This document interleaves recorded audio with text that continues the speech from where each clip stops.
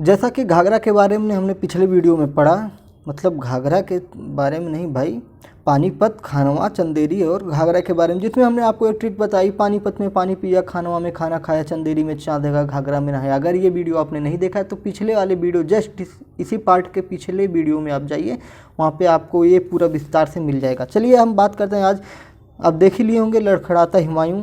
तो बात करते हैं, हुमायूं जो था अपने पिता की वसीयत के अनुसार राज्य को बंटवारा करना चाहता अपने 3 भाइयों में। अब इसके 3 भाई कौन थे? इसके 3 भाई कौन थे? इसके 3 भाई कौन थे? तो एक था कामरान, दूसरा था अस्करी, तीसरा था हिंदाल। तो बिल्कुल आसानी से आप इसको याद कर सकते हैं, लड़खड़ाता हुआ हुमायूं। तो इसको छोड़िए, हुमायूं के 3 भाई थे, कामरान, अस्करी और हिंदाल।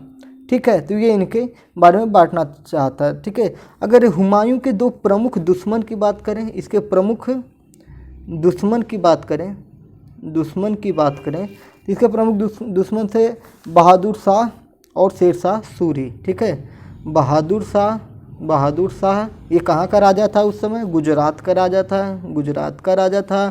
फिर मैं बात करूँ शेर शाह सूरी की, तो ये कहाँ का राजा था? शेर शाह सूरी। तो शेर शाह सूरी को शेर शाह की उपाधि क्यों मिली थी? जिस भी साथी को पता है कमेंट बॉक्स में बता दे, अपने ज्ञान का थोड़ा परिचय हमको भी करा दे कि शेर शाह को शेर शाह क्यों कहा गया। ठीक है, तो ये कहाँ का शासक था उस समय? अफ़गान का शासक था, ये अफ़गान का शासक था। ठीक है, तो ये बात हो गई आपकी। ठीक है, चलिए आइए फिर आगे देखते हैं। इसमें कुछ महत्वपूर्ण चीज़ों की बात करें तो चौसा का युद्ध, इसको फैक्ट आप देखें, चौसा का युद्ध। ठीक है, चौसा का युद्ध कब हुआ था? चौसा का युद्ध हो गया, और एक ये हुआ था 1539 में। ठीक है, चौसा का युद्ध 1539 में हुआ था, और 1540 में कन्नौज का युद्ध हुआ था। कहाँ हुआ था? कन्नौज का युद्ध हुआ था। कन्नौज किस राज्य में पड़ता है इसको बताइएगा, और इसका एक नाम हम बता दे रहे हैं, बिलग्राम। कन्नौज किस स्टेट में पड़ता है? वर्तमान समय में कन्नौज किस राज्य का भाग है? देखते हैं कौन साथी बता सकता है, और कोई कन्नौज का ही साथी देख रहा होगा तो कन्नौज के बारे में थोड़ा एक आर्टिकल लिख कर कमेंट बॉक्स में डाल दीजिएगा। ठीक है, कन्नौज की महत्वपूर्ण चीज़ें, जैसा कि आप देखे होंगे कि मैंने करीब 16-17 जिलों के बारे में व्यवस्थित तरीके से, उत्तर प्रदेश के 16-17 जिलों के बारे में बताया है मैंने, जबकि 75 जिले हैं। फिर सीरीज में हमने रोकी हुई है, फिर जैसा ही मौका मिलेगा, एग्ज़ाम वगैरह सबके हटेंगे तो जब खाली समय मिलेगा तो फिर से हम उसको, उस सीरीज को उसी क्रम के आगे हम बताना शुरू करेंगे। ठीक है, तो आइए, दोनों युद्ध में हुमायूं क्या हुआ था? हार गया था। इन दोनों युद्ध में हुमायूं हार गया था। अच्छा, हुमायूं नामा एक कृति थी, हुमायूं नामा एक कृति थी जो गुलबदन बेगम ने लिखी थी। किसने लिखी थी? ये बहुत पूछा जाता, मोस्ट इम्पॉर्टेंट में डालिए आप, मोस्ट इम्पॉर्टेंट। हुमायूं नामा किसने लिखा था? गुलबदन बेगम ने लिखा था। बेगम ये थी कौन? तो इसकी क्या थी? सौतेली बहन थी। ठीक है, सौतेली बहन थी। पता ही है उस समय राजा रजवाड़ों में ढेर सारी बहुपत्नी प्रथा का चलन था। ठीक है, तो हुमायूं नामा में गुलबदन बेगम जो थी इसकी सौतेली बहन थी, उसने हुमायूं नामा लिखा था। अच्छा, एक क्वेश्चन बनता है कि किसके मकबरे पर सबसे पहले संगमरमर का प्रयोग हुआ था? तो हुमायूं के मकबरे पर सबसे पहले सर्वप्रथम सबसे पहले किसका प्रयोग हुआ था? संगमरमर का। क्या गजीब बात है, जिंदा रहने पर संगमरमर का प्रयोग नहीं हो रहा है, मरने के बाद वही है ना, जीते जी तड़पा डाला, मरने के बाद खीर खिला डाला। हाँ, ठीक है, तो ये चीज़ हुई जो महत्वपूर्ण थी। हाँ, एक स्टेटमेंट था,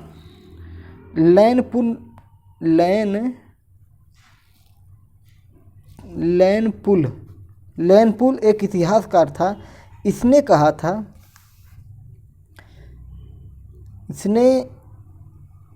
था, जो लैनपुल था इसका एक स्टेटमेंट था कि हुमायूं, पूछा जाता है ना ये, इसलिए मैं बता दे रहा हूँ, नहीं तो मैं नहीं बताता। हुमायूं यह रहेगा भाई, हुमायूं जीवन भर लड़खड़ाता रहा। हुमायूं जीवन भर लड़खड़ाता रहा और लड़खड़ाते हुए ही मर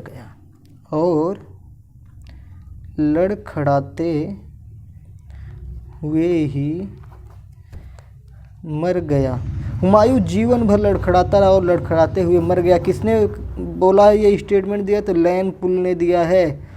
और हमने देखिए यहाँ पे जब शुरू किया था, कहाँ गया, हाँ ये रहा, लड़खड़ाता हुमायूं, हमने पहले ही इसको हिंट में दे दिया था। ठीक है, तो ये हो गया आपका हुमायूं के बारे में पूरी कहानी। ठीक है, तो आइए शेरशाह सूरी के बारे में भी जान लेते हैं। इस लगे हाथ शेरशाह सूरी के बारे में जान लेते हैं। शेरशाह सूरी के बचपन का नाम क्या था? शेरशाह सूरी के बचपन का नाम क्या था? शेरशाह सूरी के बचपन का नाम, शेरशाह सूरी के बचपन का नाम क्या था? फरीद खान था। क्या था? फरीद खान था। शेरशाह सूरी के बचपन का नाम फरीद खान था। ठीक है, अब ज़्यादा बात न करते हुए सीधा हम पॉइंट पे आते हैं। इसे अकबर का अग्रदूत भी कहा जाता था ना। ठीक है, अकबर का अग्रदूत किसे कहा जाता है? तो शेरशाह सूरी को कहा जाता है। शेरशाह सूरी को कहा जाता है अकबर का अग्रदूत। इसने, इसके कार्य के बारे में हम बात करें, तो इसने सिकंदरी गज, गज ए सिकंदरी, ये दोनों में से कोई भी ऑप्शन में आ जाए तो दोनों में से कोई एक लगा दीजिएगा। ठीक है, और इसने सन की डंडी, ये क्या था? इसने भूमि मापने के लिए प्रयोग किया। ठीक है, भूमि मापने के लिए प्रयोग किया। पद्मावत किसने लिखे? तो मलिक मोहम्मद जैसी ने लिखे, जो मैंने पहले आपको बताया है। इसने चांदी का रुपया और तांबे का दाम नामक सिक्के चलाए। ठीक है, चांदी का रुपया इसने क्या करा? चांदी का रुपया बनवाया और तांबे का दाम, एकदम दिमाग में बैठाइए, चांदी का रुपया, चांदी जैसा रुपया, चांदी का रुपया, तांबे का दाम। ठीक है, दाम जो था वो तांबे का बना होता था। ठीक है, डाक प्रथा का प्रचलन किसने किया था? डाक प्रथा का प्रचलन शेरशाह सूरी ने किया था। डाक प्रथा का प्रचलन शेरशाह सूरी किया था। और एक था ग्रांड ट्रंक रोड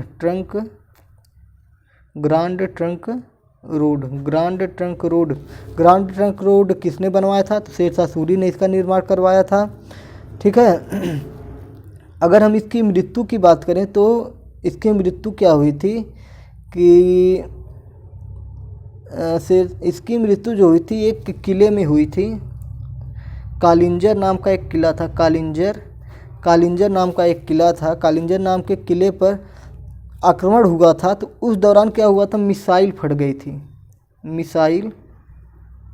गई थी जिससे इसकी वहीं पर मृत्यु हो गई। शेरशाह सूरी जो था कालिंजर किले में मिसाइल फट गई थी और इसकी वहाँ पर मृत्यु हो गई। इसका मकबरा कहाँ पे है? तो सासाराम बिहार में है।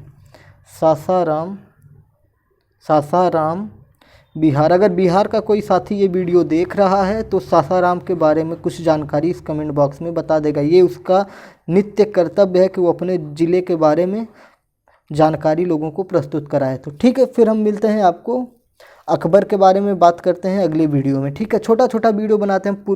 पहले बहुत बड़े बड़े वीडियो, आधा घंटे के वीडियो बनाए हैं, तो पढ़ने में लोग ऊब जा रहे हैं। काफ़ी लोगों का कमेंट आया है कि मोहन भाई ऊब जा रहे हैं, थोड़ा छोटा वीडियो बनाओ, तो हम छोटा ही ले रहे हैं। ठीक है, फिर मिलते हैं, सब्सक्राइब कर लीजिएगा। जय हिंद।